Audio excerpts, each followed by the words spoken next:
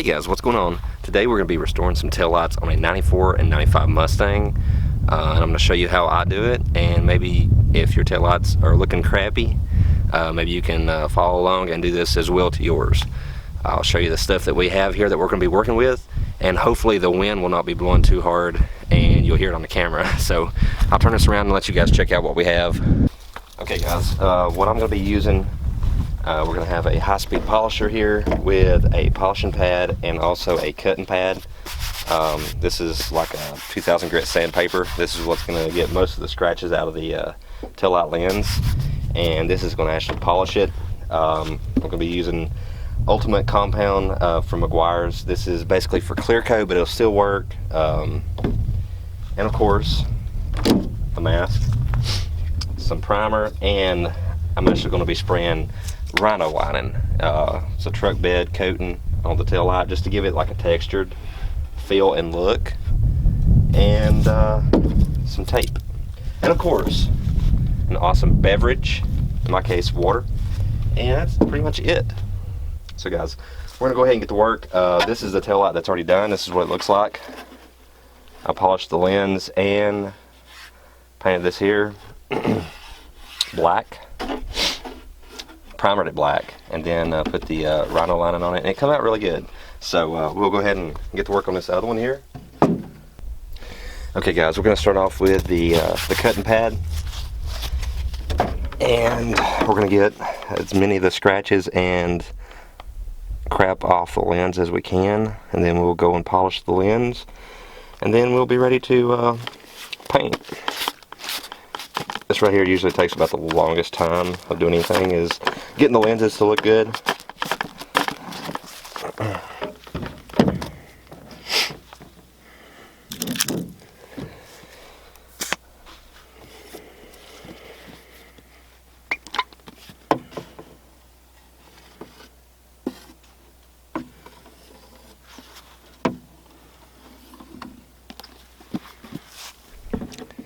Okay guys, if you're going to do this method, you can also do this method with just sandpaper and some elbow grease, but since I have this, I'm just going to do this because it's quicker. But if you do this method and you're using one of these, make sure when you put your product down to actually take and move it around, because if you don't and you turn this on, you're going to get this crap all over you. It's just going to sling it. So always take and do this first.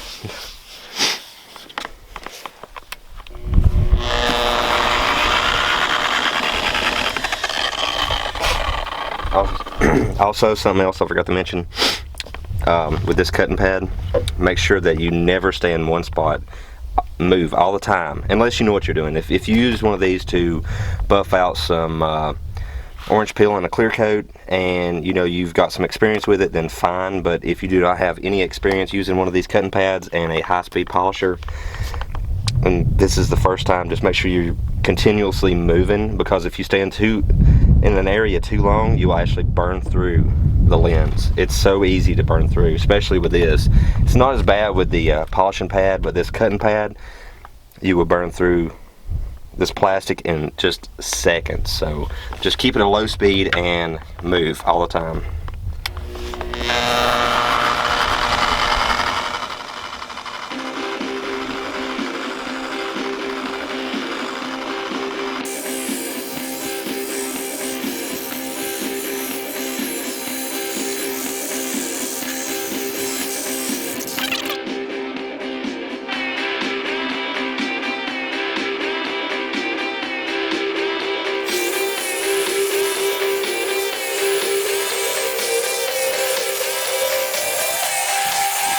We're here to fuck it up.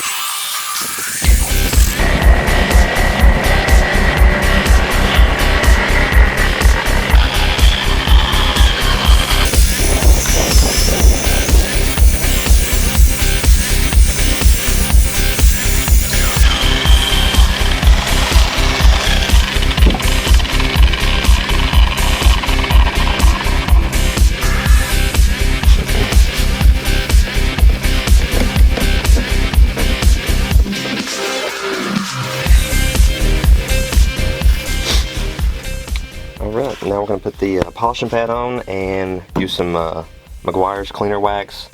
This used to be called Buffing Compound, now it's Cleaner Wax. Still the same stuff, but they just changed it to Cleaner Wax.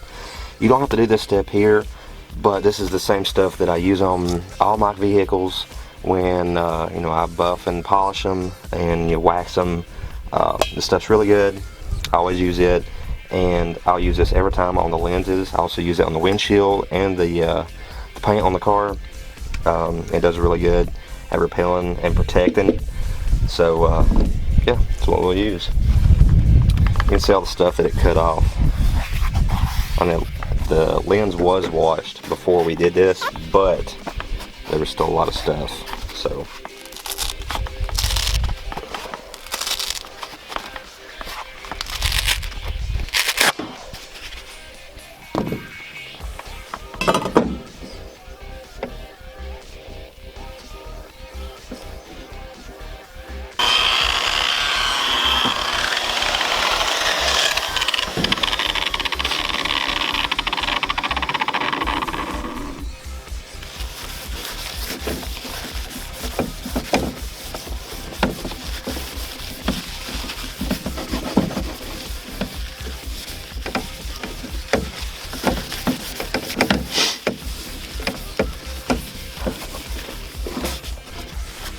okay guys, that is what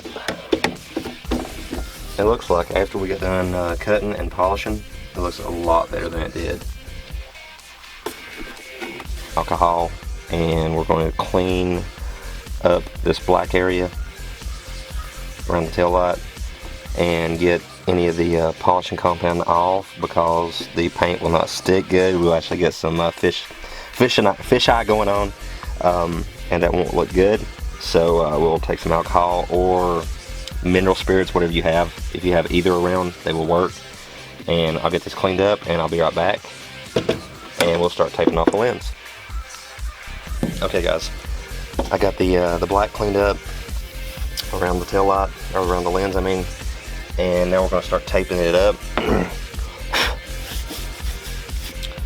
Now depending on if you're doing this to a different tail light than, you know, 94, 95 Mustang, I'm not sure what your tail light will look like. So if you have any round areas around the tail light lens, they may be hard to tape up, but you know, I've done a lot of work on vehicles painting and stuff, so I can use tape pretty good and get around some areas like this. But if you have any trouble getting the tape to go around an edge or a rounded area, you can go to a paint store and buy some fine line tape. And what that is, it's a thinner version of vinyl tape, and it'll allow you to go around some areas like this really easy. But I don't have no trouble with this. One other thing you can do, if you have just regular masking tape, just take and you know, get a razor blade and mark 1/4 of an inch, and then just use your razor blade, go around it, you know, trim this tape up a little bit, and it'll be easier to make that turn. But we'll go ahead and use this and get this sucker taped up.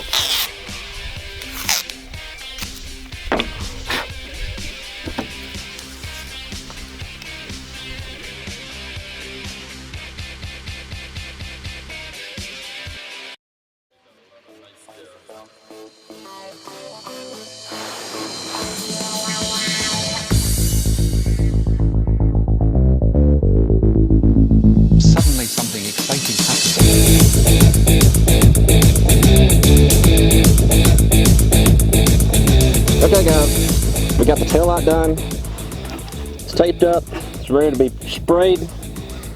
Got my mask on, my primer, and my paint, or my rhino lining. You probably can't hear crap I'm saying. So, make sure you have your mask. It's a pretty windy day, I really don't need it probably, but I just want to be safe, because this stuff can kill you. Let's go ahead and get started spraying this.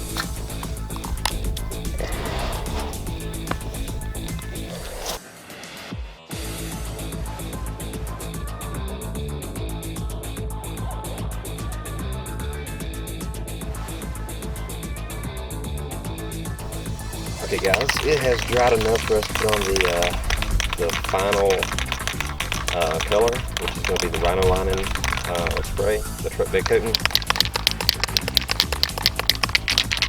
So we'll go ahead and apply that, and we should be golden.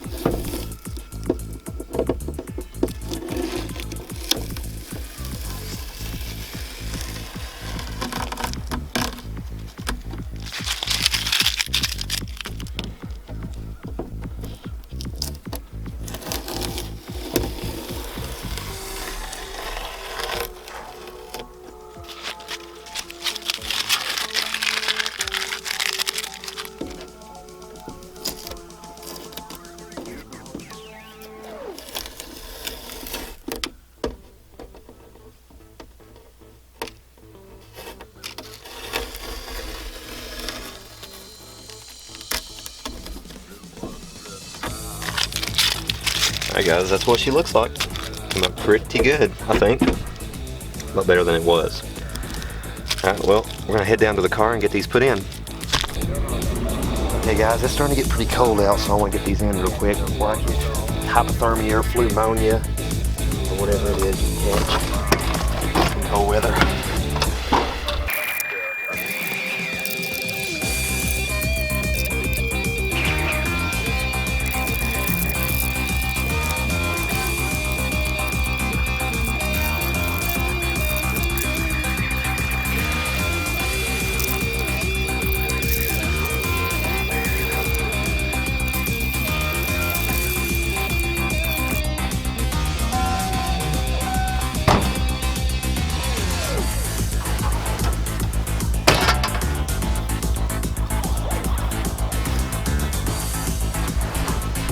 There we go guys, that's what it looks like. It took me 22 minutes to get the lights in.